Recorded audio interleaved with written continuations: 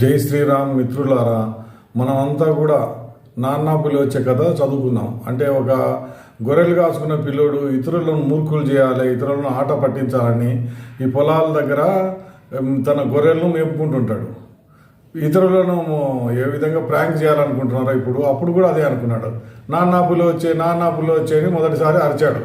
అప్పుడు చాలామంది రైతులు కర్రలు తీసుకొని వచ్చేసారు. ఎక్కడుంది పులి చెప్పని, దాన్ని తరిమేద్దామని.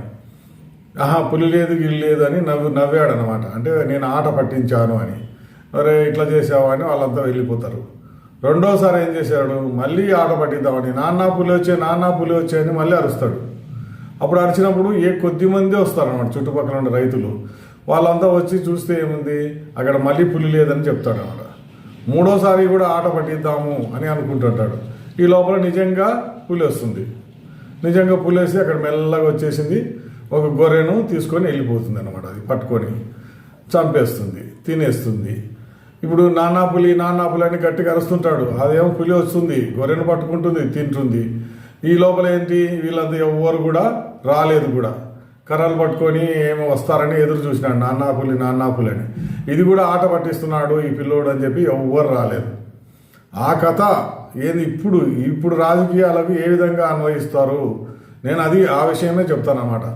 ముఖ్యమంత్రి పదవిలో ఉన్న వాళ్ళు కూడా ప్రజలను మూర్ఖులు చేయాలని రకరకాల డ్రామాలు ఆడుతున్నారు అనమాట. అంటే ప్రాంక్ చేస్తున్నారు, అంటే ఆట పట్టిస్తున్నారు అనమాట. అంటే నిజంగా అనేది ఇదో నిజమైంది, ఇదో చూడండి, ఇది వచ్చేసే పులి, ఇది నిజం అని చెప్పేసి నాటకాలు వేస్తున్నారు అనమాట.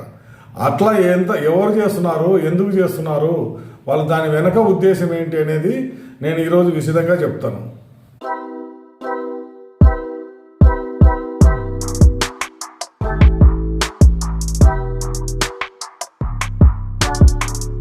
మన రాజకీయ నాయకులు ఎప్పుడైతే వాళ్ళ ప్రసిద్ధి అంటే వాళ్ళది ఎంత గ్రాఫ్ అంతా తగ్గిపోతుంటుందన్న, ప్రజలంతా చీదరించుకుంటున్నారు అని అనుకునేటప్పుడు వాళ్ళే ఎవరితోనన్నా చెప్పించి దాడి చేయించుకుంటారనమాట. అంటే జరగకూడని విషయాన్ని, అసలు జరగని విషయాన్ని కూడా ఇది జరిగింది అని డ్రామా రక్తి కట్టించేస్తారనమాట. ఇవి ఎక్కడ నేర్చుకున్నారంటే, ముందు మనకు పాత ముఖ్యమంత్రి రామారావు ఆయన చేశాడనమాట. ఆయనను చీదరించుకునే స్థితిలో ఏం చేశాడు, ఎవడో వచ్చి మల్లెల బాబ్జీ అని నా మీద కత్తితో దాడి చేశాడు, వాడు కాంగ్రెస్ జిందాబాద్ అన్నాడని. యాక్చువల్గా నిజానికి వాడొచ్చేసి తెలుగుదేశం వాడే చంద్రబాబు నాయుడు అన్ని డబ్బులు ఇచ్చి ఎన్టీ రామారావు మీద దాడి చేయమన్నాడు. దాడి చేయమంటే అప్పుడు ఆయన చిన్నగా గోరు గీసుకున్నంత ఏదో చేతికి బొటన వేలికి ఏదో గీసుకున్నది. అదంతా అప్పుడు అందరూ పరామర్శించాడు అనమాట. ఎన్టీ రామారావుని చంపనీకి ప్రయత్నం చేశారు అది ఇదని ఒక మీటింగ్లో. అదే స్ఫూర్తితో ఇప్పుడేంది అది చూశారు కదా తెలుగుదేశంలో ఎన్టీ రామారావు చేసినది. అందుకని ఈయన చంద్రశేఖరరావు, చంద్రబాబు నాయుడు ఇద్దరు కూడా అవే నేర్చుకున్నారన్నమాట. ఎప్పుడైతే ప్రజలు చీదరించుకుంటున్నారో వాళ్ళకు తెలిసిపోతుంది. అప్పుడు ఏం చేశారంటే, మా మీద దాడి జరిగింది చూడండి, మాకు సానుభూతి కావాలా అని చెప్పి వాళ్ళకు కుల మీడియా ఉంటుంది కదా, ఈ ప్రెస్ వాళ్ళంతా అదే పనిగా ఫ్రంట్ పేజీలో వీళ్ళకంతా సానుభూతి చూపెట్టాలి, మనం వీళ్ళ మీద దాడి జరిగింది, ఇంకా చంపనీకి ప్రయత్నం చేస్తున్నారు వీళ్ళను అని అంటారు అన్నమాట. ఈయన ఏం చేశాడు, చంద్రశేఖరరావు ఈయన కూతుర్ని అరెస్ట్ చేస్తారు ఎన్ఫోర్స్మెంట్ డైరెక్టరేట్ అని అనుకున్నప్పుడు ఈయన ఏం చేశాడు, ఒకరిని బీజేపీ వాళ్ళని అరెస్ట్ చేస్తే మేము మా కూతుర్ని అరెస్ట్ చేయకుండా ఆపొచ్చు, లేకపోతే ఇచ్చి పుచ్చుకోవచ్చు, ఎవరో బిఎల్ సంతోష్ అని ఆయన్ను మనం ఏ విధంగానైనా సరే ట్రాప్ చేసి అరెస్ట్ చేసేటట్టు చూద్దాం అని ప్రత్యేక విమానంలో పోయి అక్కడ ఆయనకు నోటీస్ కూడా ఇచ్చారు. ఇది ఎప్పుడు జరిగింది, 2 సంవత్సరాల కిందట.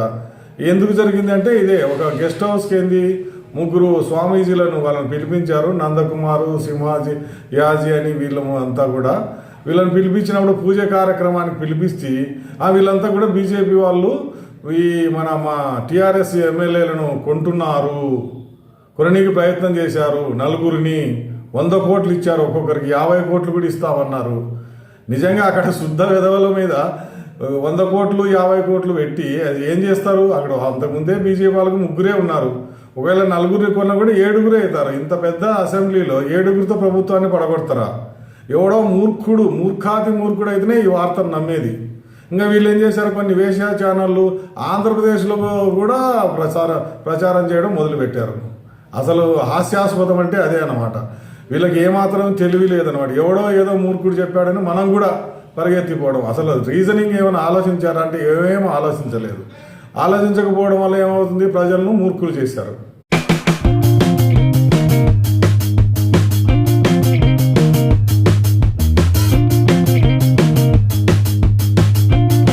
టీఆర్ఎస్ ఎమ్మెల్యేలను అంటే 4 ఎమ్మెల్యేలను కొంటున్నారని పెద్ద డ్రామా నడిపారు కదా. ఈ డ్రామాలో అంటే ఇది చాలా పెద్ద డ్రామా అన్నమాట, చాలా దూరం వెళ్ళింది. దీంట్లో ఒక చిన్న కథ చెప్తాను. దీన్నే పిట్ట కథ అంటారు. ఇప్పుడు 2018లో కాంగ్రెస్ వాళ్ళకి ఎన్ని వచ్చాయి సీట్లు? 19 సీట్లు వచ్చాయి. అప్పుడు ఏమనుకున్నారు వీళ్ళు, ఇంకా ప్రభుత్వం మళ్ళీ కాంగ్రెస్ వాళ్ళు ప్రభుత్వంలోకి రావాలంటే ఇంకా 5 సంవత్సరాలు పడుతుంది, మనం ఎన్ని సంవత్సరాలని ఇట్లనే ఖర్చు పెట్టిన డబ్బులన్నీ ఇట్లనే వృధా అయిపోయినాయి, మనం సంపాదించుకోవాలని చెప్పేసి కొంతమంది ఏం చేశారు, ఒక గ్రూప్గా ఏర్పడినారు. కాంగ్రెస్లో వాళ్ళు గ్రూప్గా ఏర్పడి పక్కకు సపరేట్ గ్రూప్గా పోయి మళ్ళీ టీఆర్ఎస్లో కలుద్దామని. అట్లా విడిపోవాలంటే ఏం చేయాలి, 2/3 వంతు రావాలి. అంటే 13 మంది కావాలి. ఇప్పుడు 19 మందిలో 2/3 వంతు అంటే ఉత్తమ్ కుమార్ రెడ్డి పార్లమెంటు సభ్యుడిగా ఎన్నికైనాడు. ఆయన ఎన్నికైనప్పుడు తర్వాత ఏం చేశాడు, నిదానంగా ఆయన రాజీనామా చేశాడు. అంటే ఇప్పుడు 18 మంది ఉన్నారు కాంగ్రెస్లో. 18 మంది అంటే 2/3 వంతు అంటే ఇంకా మీరు ఆలోచన చేయండి, 12 మంది కావాలి. కానీ ఆల్రెడీ 11 మంది ఉన్నారు. అప్పుడు పైలట్ రోహిత్ రెడ్డి అని ఆయన ఒక హీరోలాగా వచ్చి దుంకేశాడు అనమాట. 12 మంది అయినారు. అప్పుడు లీగల్గా వీళ్ళది సరిపోయింది. స్పీకర్ కూడా వీళ్ళని సపరేట్ గ్రూప్గా క్రియేట్ చేశారు. వీళ్ళంతా కూడా టీఆర్ఎస్లోకి పోయారు. వాళ్ళకంతా కూడా కార్పొరేషన్ పదవులు, మంత్రి పదవులు ఇవన్నీ వచ్చాయన్నమాట. వాళ్ళలో ఎవరు 3 చెప్తాను చూడండి. ఈయన హర్షవర్ధన్ రెడ్డి, ఈయన మన తాండూరు ఎమ్మెల్యే చెప్పాను కదా, ఈయనే పైలట్ రోహిత్ రెడ్డి, తర్వాత గువ్వల బాలరాజు, తర్వాత రేగడి కాంతారావు. అంటే గువ్వల బాలరాజు తప్ప మిగతా వాళ్ళంతా కూడా దుంకి కాంగ్రెస్ నుంచి దుంకి టీఆర్ఎస్కి వచ్చిన వాళ్ళు అనమాట. కొంటున్నారు నేను పట్టుకున్నాను అని మన చంద్రశేఖర్ రావు చెప్పాడు కదా, పట్టుకున్నాను వీళ్ళందరూ ఇంకా బీజేపీ వాళ్ళని అరెస్ట్ ముఖ్యము, నేను సిట్ అంటే స్పెషల్ ఇన్వెస్టిగేషన్ టీం పెట్టేస్తాను అని చెప్తే అది కోర్టుకు వెళ్ళారు. అది కోర్టు వాళ్ళు హైకోర్టులో ఒక నిర్ణయం వచ్చింది, తర్వాత డివిజన్ బెంచ్ ఒకటి వచ్చింది, సుప్రీంకోర్టుకి వెళ్ళింది. ఇది చాలా పెద్ద కథ నడిచింది. ఈయనే కంప్లైంట్ చేసి, ఈయనే సిట్ ఏర్పాటు చేసి, ఈయనే నిర్ణయం ఇద్దాం అనుకున్నాడు చంద్రశేఖర్. అది హైకోర్టు వరకు వెళ్తే హైకోర్టు వాళ్ళు కాదన్నారు. మళ్ళీ డివిజన్ బెంచ్కి వెళ్ళారు. డివిజన్ బెంచ్ వాళ్ళు ఏంది, మా పర్యవేక్షణలో మీరు సిట్ అదే స్పెషల్ ఇన్వెస్టిగేషన్ టీం నడవాలి అన్నారు. తర్వాత వీళ్ళు సుప్రీంకోర్టుకి వెళ్ళారు బీజేపీ వాళ్ళు. సుప్రీంకోర్టు వాళ్ళు అదంతా చెల్లదు, అసలు స్టేట్ గవర్నమెంట్ ఏర్పాటు చేసిన సిట్ అనేది వద్దు, సిబిఐ వాళ్ళు ఎంక్వైరీ చేయాల్సిందే అని చెప్పారనమాట. అది చాలా దూరం అయింది. ఈ లోపల ఎన్నికలు వచ్చాయి. ఆయన చంద్రశేఖరరావు ఓడిపోయినాడు అనమాట.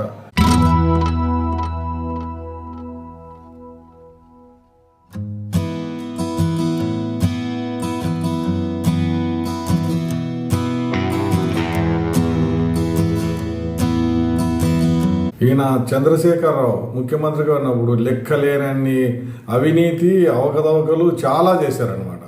ఒక కాళేశ్వరం పెద్ద ప్రాజెక్టును తెలంగాణ మెడకు కట్టేశాడు అనమాట. అంటే ప్రతి సంవత్సరం మీరు 10 నుంచి 20 వేల కోట్ల రూపాయలు పక్కన తీసి పెడుతున్నారా, ఆదాయం లేని ప్రాజెక్టు అని. తర్వాత గొర్రెల కుంభకోణము, చేపల కుంభకోణము అనమాట, కేసీఆర్ కిట్లు, తర్వాత మళ్ళీ రైతు బంధు అని అసలు పెద్ద పెద్ద రైతులకు అనమాట, వాళ్ళంతా కోటీశ్వరులే. మళ్ళీ తర్వాత రుణమాఫీ 2 సార్లు చేయడం, ఇంకా బీసీ బంధు ఎవరినో ఓడించాలని చెప్పి బీసీ బంధు, దళిత బంధు, మైనారిటీ బంధు. మరి ఇది మాత్రం గిరిజనులకు మాత్రం లేదన్నమాట ఏది కూడా. అంటే ఊరికే 10,000, 10 లక్షలు, 10,000 కాదు 10 లక్షలు, 1,00,000 ఇట్లా ఊరికి ఇవ్వడం అనమాట. వాళ్ళు ఏం ప్రాజెక్టు కడుతున్నారు, ఏంటి, అసలు ఎందుకోసం ఇస్తున్నారు అనేది లేదన్నమాట. రుణమాఫీ 2 సార్లు, ఇట్లా రకరకాలుగా. మళ్ళీ ఏంటి, ఇప్పుడు ఫోన్ ట్యాపింగ్ వ్యవహారం, తర్వాత కార్ల రేసింగు, ఇవన్నీ కూడా మెడకు చుట్టుకుంటాయి అన్నమాట. విద్యుత్ ఒప్పందాలు ఎట్లాంటివి ఎక్కువ ఖర్చుతో ఒప్పందాలు తీసుకోవడం, ఇవన్నీ కూడా వీటి పాప ఫలితంగా ఏమైంది, కూతురు ఓడిపోయింది మొదట, తర్వాత ఈయన కామారెడ్డిలో ఓడిపోయినాడు, ఇలా పార్టీ ఓడిపోయి ముఖ్యమంత్రి పదవి నుంచి దిగినాడు. మళ్ళీ తర్వాత పార్లమెంట్లో ఎన్ని సీట్లు వచ్చాయి, పెద్ద గుండు 0, ఒక్క సీటు కూడా రాలేదు. మళ్ళీ ఏంటి, 14 చోట్ల ఆయన 3వ ప్లేస్కి పోయినాడు, ఒక చోట 4వ ప్లేస్ కూడా. అంటే అంత అసలు ఎక్కడ ఎలక్షన్లో ఆయన ప్రాబల్యం ఏమీ లేదన్నమాట వాళ్ళది. నేను ఒక్కరిని అది చేస్తాను, ఇది చేస్తాను, గెలిపిస్తాను అనుకున్నాడు. అందరు కూడా లాస్ అన్నారు. తర్వాత ఏంటి, ఎమ్మెల్యేలంతా కూడా ఇక్కడ గెలిచిన వాళ్ళు టీఆర్ఎస్ వాళ్ళంతా కాంగ్రెస్కి వెళ్ళిపోయినారు, ఎమ్మెల్సీలో వెళ్ళిపోయినారు. ఇంకా అన్యాయం ఏంటంటే హైదరాబాద్ మేయర్ వెంటనే ఇలా ఎన్నికలు అయిపోతూనే అక్కడ టీఆర్ఎస్ పార్టీ తరఫు నుంచి వచ్చినామె మళ్ళీ కాంగ్రెస్లోకి పోయినా అని చెప్తుంది. చూడండి ఎట్లుంటుందో. అంటే మనం అడ్డగోలుగా పరిపాలిస్తే వాటి ఫలితం అంతా కూడా ఉంటుంది అన్నమాట. ఆయన ఏం చేశాడు, మహారాష్ట్రలో ఉద్ధవ్ ఠాక్రే అట్నే ఆయన కూడా అడ్డగోలుగా చేశాడు అనమాట. చేస్తే వాళ్ళ ఎమ్మెల్యేలే పోయి పక్కకు ఆయన దించేసి రాత్రి ఇల్లు ఖాళీ చేయాల్సి వచ్చింది అనమాట. ఎవరైనా అంతే, నేను విర్రవీగుతారనమాట. పదవి ఉంది కదా అని విర్రవీగితే ఒక బెల్ ఇట్లా కొడుతూనే అంత పదవి అంతా వెళ్ళిపోతుంది.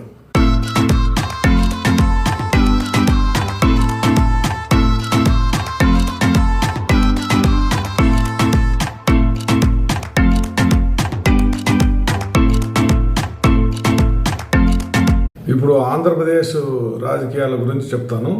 ఇప్పుడు మనం చిన్నప్పుడు చదువుకున్నాం ఏంటి, ఒక చిన్న గీత గీస్తారు. ఆ గీతను ఏంటంటే తుడపకుండా చిన్న చేయాలని, అంటే బోర్డు మీద గీసిన గీతను మనం తుడపకుండానే చిన్న చేయండి, ఏం చేయి తగలకుండా అని అడుగుతారు. అప్పుడు ఏం చేస్తారు, దానికి ఉపాయం ఏంటంటే దాని పక్కన పెద్ద గీత గీయడం. అప్పుడు పెద్ద గీత గీస్తే అది చిన్నది అయిపోతుంది. అప్పుడు అందరూ చప్పట్లు కొడతారనమాట, చాలా తెలివిన పిల్లోడు ఈడని. ఇప్పుడు ఇదే విషయము ఆంధ్రప్రదేశ్లో అనమాట. ఆంధ్రప్రదేశ్లో ఏం జరిగింది, జగన్మోహన్ రెడ్డి ఇంకా అసలు చేతికి ఎముక లేనట్లు విపరీతమైన ఉచిత పథకాలు అనమాట. అసలు వచ్చినట్టు డబ్బులన్నీ కూడా ఖర్చు పెట్టేయడమే. అసలు అభివృద్ధి అనేది ఏమన్నా ఉందా, ఏమైనా కొత్త ప్రాజెక్టులు ఏమైనా కడుతున్నారా అంటే ఏమీ లేదనమాట. అప్పులు తీసుకురావడం, అంటే ఆస్తులన్నీ తనఖా పెట్టి అప్పులు తీసుకురావడం, ఉచిత పథకాలకి ఇవ్వడం, అట్లనే చేశారన్నమాట. అట్లా చేస్తే వీళ్ళు ఏం చేసి ఎన్నికలు వస్తున్నాయి కదా.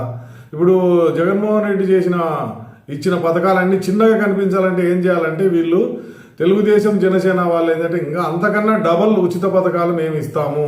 ఎక్కడి నుంచి డబ్బులు వస్తాయి అది చెప్పలేదు. ఉచిత పథకాలు విపరీతంగా ఇచ్చేస్తాము మీకు.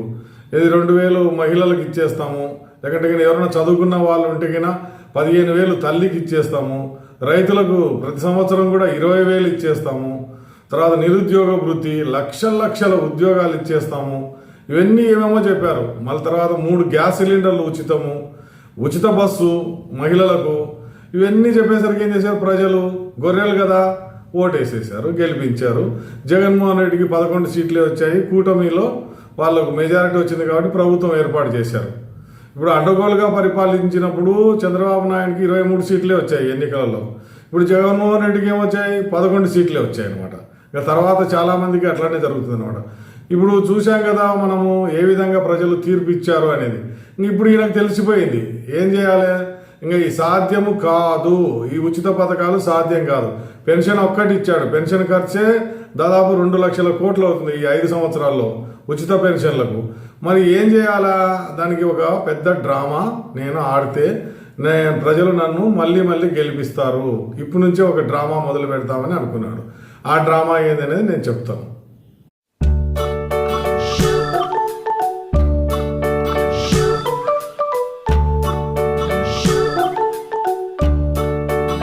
ఇప్పుడు ఇంకో చిన్న కథ చెప్తాను.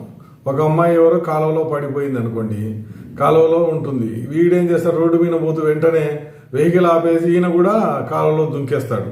అంటే ఈయన కరువు బ్యాచ్ అయినా ఏదో మార్కులు కొట్టేద్దామని అనుకుంటాడు.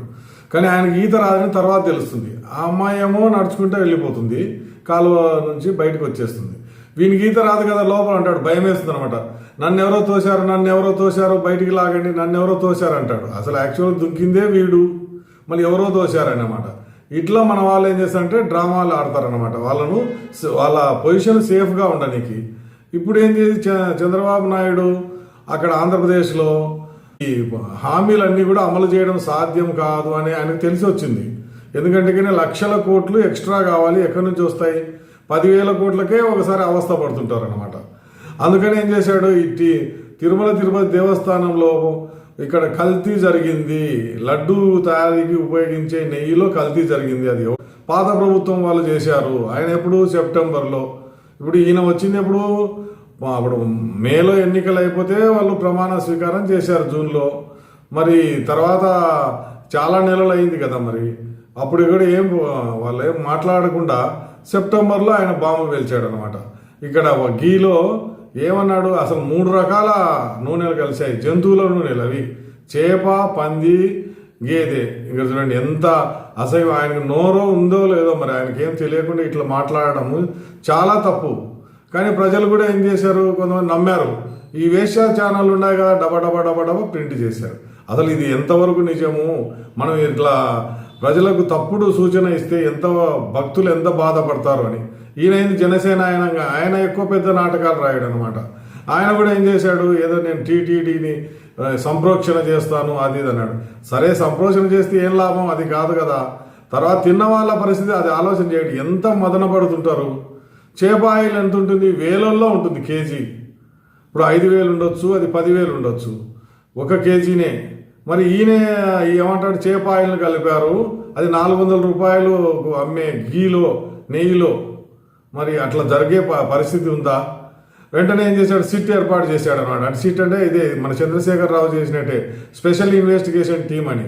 మరి స్పెషల్ ఇన్వెస్టిగేషన్ టీం ఏర్పాటు చేసి తనే కంప్లైంట్, తనే నిర్ణయం తీసుకుందాము, అసలు ముద్ర వేసేద్దాము పాత ప్రభుత్వం మీద అనుకుంటే సుప్రీంకోర్టు దాకా వెళ్ళింది. అంటే వాళ్ళు హైకోర్టుకు వెళ్ళలేదన్నమాట, డైరెక్ట్గా సుప్రీంకోర్టుకు వెళ్ళారు. సుబ్బారెడ్డి కానీ, తర్వాత సుబ్రహ్మణ్య స్వామి కానీ, ఇంకోరు కానీ.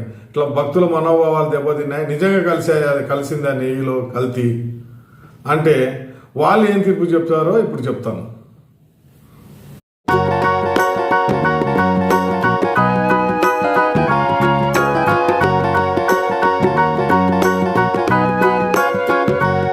సుప్రీంకోర్టు వాళ్ళు ఏం చెప్పారు, ఆధారాలు లేకుండా ముఖ్యమంత్రి హోదాలో ఉన్న వ్యక్తి మాట్లాడడం తగదు, అసలు రుజువు లేదు, సెకండ్ ఒపీనియన్ తీసుకోలేదు, స్పెషల్ ఇన్వెస్టిగేషన్ టీం స్టేట్ గవర్నమెంట్ది చెల్లదు, మేము ఏర్పాటు చేస్తున్నాము ఈ స్పెషల్ ఇన్వెస్టిగేషన్ టీం. ఆ స్పెషల్ ఇన్వెస్టిగేషన్ టీంలో 2 సిబిఐ అధికారులు ఉంటారు, 2 రాష్ట్ర ప్రభుత్వ అధికారులు ఉంటారు, అంటే పోలీసు అనమాట. తర్వాత ఇంకొకరు వచ్చేసి food and safety standard India వాళ్ళు ఉంటారనమాట. వీళ్ళు 5 మంది కలిసి నిర్ణయం తీసుకొని, అంటే ఎంక్వైరీ చేసి రిపోర్ట్ ఇవ్వాలి. దానికి కాల పరిమితి లేదు, సంవత్సరం కావచ్చు, 2 సంవత్సరాలు కూడా కావచ్చు. ఇప్పుడు చూశారు కదా, తిరుపతి దేవస్థానం వాళ్ళు ఎవరో అపఖ్యాతి చేశారు అని మనం నింద వేశాము. తర్వాత ఆ నెయ్యి వలన ఎవరు కూడా చనిపోలేదు, కానీ తర్వాత 6 చనిపోయారు తొక్కిసలాటలో. మరి దానికి ప్రభుత్వం ఏమైనా బాధ్యత వహిస్తుందా? అడ్డదిడ్డంగా పరిపాలన చేస్తే ఇట్లనే ఉంటుంది. ఇప్పుడు ఎవరైనా చూడండి, కర్మ సిద్ధాంతం అంటాను, నేను కూడా అదే నమ్ముతాను. మనం ఎవరి మీద నింద వేస్తే అది మనకే మళ్ళీ కొట్టుకుంటుంది అనమాట. ఆధారం లేకుండా ఎవరిని కూడా ఏం అనకూడదు, ఇంకా చెడు విషయాలు అసలు మాట్లాడకూడదు. ఇప్పుడు ఇదే జరిగింది. చంద్రబాబు నాయుడు ఏమని ఇతరుల మీద నింద వేస్తాను అనుకున్నాడు. ఇప్పుడు 6 మంది చనిపోయినారు కదా, 6 మంది. మరి వాళ్ళని వెనక్కి తీసుకురాగలరా వీళ్ళు? ఏంటి, అస్తవ్యస్తమైన వ్యవస్థ ద్వారానే 6 చనిపోయారు వైకుంఠ ఏకాదశి టికెట్ల కోసం. మరి మీరు కూడా ఆలోచన చేయండి.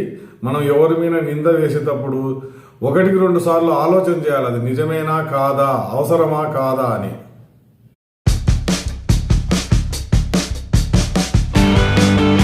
తర్వాత ఇంకో విషయం మీద ప్రజలకు అవగాహన కల్పించడానికి వీడియో చేసి మీ ముందుకు వస్తాను.